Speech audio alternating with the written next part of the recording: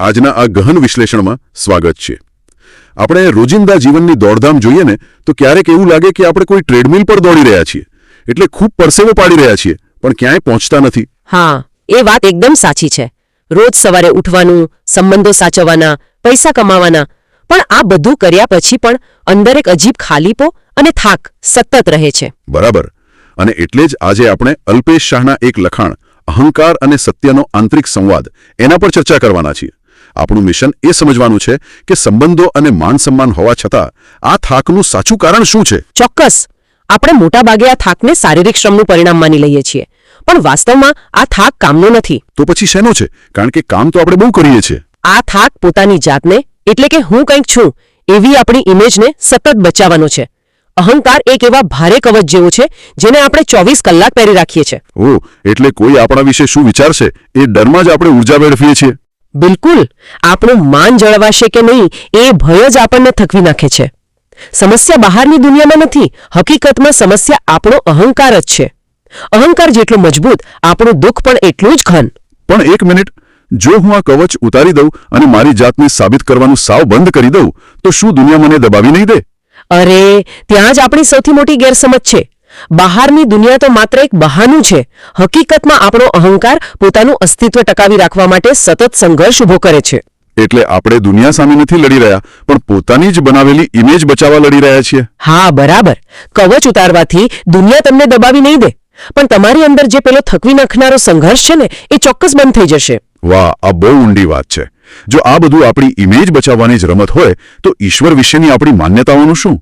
અહીં એક રસપ્રદ વાત એ છે કે શું આપણે ઈશ્વરને પણ આપણી જરૂરિયાતો પૂરી કરતું કોઈ એટીએમ મશીન બનાવી દીધું છે? હા, અહંકારની એ જ તો સૌથી મોટી યુક્તિ છે. તે પોતાની જરૂરિયાત મુજબ ઈશ્વરને કલ્પે છે, ક્યારેક રક્ષક તરીકે તો ક્યારેક ન્યાયાધીશ તરીકે. તો પછી સાચા બ્રહ્મ વિશે શું કહી શકાય? સાચા બ્રહ્મ કે પરમ સત્ય વિશે કોઈ સકારાત્મક દાવો કરી જ શકાતો નથી.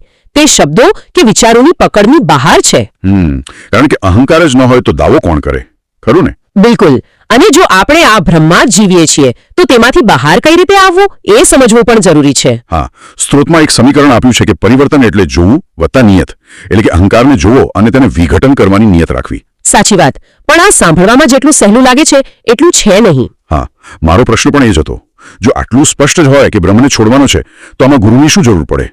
કોઈ પોતાની જાતે જ આ કેમ ના કરી શકે? કારણ કે અહીં આપણો અહંકાર પોતે જ ખેલાડી અને રેફરી બંને છે. અચ્છા, ખેલાડી અને રેફરી બંને? હા, તે ક્યારેય પોતાનો સાચો ન્યાયાધીશ બની શકે નહીં. ગુરુ કોઈ જાદુઈ મુક્તિ નથી આપતા, પણ માત્ર બહારના અરીસાની જેમ આપણો ભ્રમ દેખાડે છે. સમજાયું. હવે અરીસાની વાત પરથી એક બીજો વિચાર આવે છે. જો બધું જ ઓગાળી નાખવાનું છે તો પ્રેમ જેવી સકારાત્મક ભાવનાઓનું શું? આ બહુ સરસ પ્રશ્ન છે. સામાન્ય રીતે આપણે પ્રેમને કોઈને પકડી રાખવાની ભાવના માનીએ છીએ, પણ અહીં પ્રેમને આત્મવિઘટનની સતત તૈયારી કયો છે? આ તો વ્યાખ્યા જ બદલાઈ ગઈ. હા, અને આને સમજવા માટે આચાર્ય પ્રશાંતના ફ્રેમવર્ક અને મૂળ અદ્વૈત વેદાંત વચ્ચેનો તફાવત જોવો પડે. મૂળ અદ્વૈતમાં હું બ્રહ્મ છું એ અંતિમ અનુભૂતિ છે. અને આ નવા ફ્રેમવર્કમાં? આમાં મુક્તિ એ કોઈ અંતિમ મંઝિલ નથી, પરંતુ અહંકારના સતત ક્ષીણ થવાની એક દિશા છે. કશું જ નવું બનવાનું નથી, બસ અહંકારને ઓગાળતા જવાનું છે. એટલે અહંકાર હંમેશા પૂછે છે કે મારા પછી શું બાકી રહે છે, પણ એ પ્રશ્ન જ ખોટો છે. બિલકુલ. સાચો પ્રશ્ન એ છે કે હમણાં હું જે માનું છું કે હું આ છું, શું તે ખરેખર સાચું છે? મુક્તિ ક્યાંયથી મેળવવાની નથી, પણ જે ખોટું છે તેને સ્પષ્ટ જોવાનું છે. ખૂબ જ સરસ વાત. તો આ બધાનો અર્થ એ છે કે આપણે સતત જાગૃત રહેવાની જરૂર છે. હા, જાગૃતિ જ સૌથી મોટો ઉપાય છે. તો આ ગહન ચર્ચાનો અંત કરતા એક નવો અને વિચારવા જેવો પ્રશ્ન મૂકી દઉં.